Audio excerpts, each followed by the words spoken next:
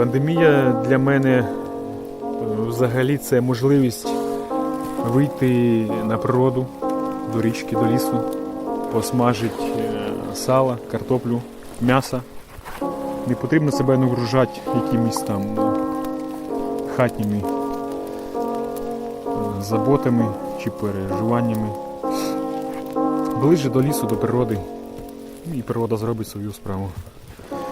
А для тебе що взагалі COVID-19? Для мене це час для саморозвитку.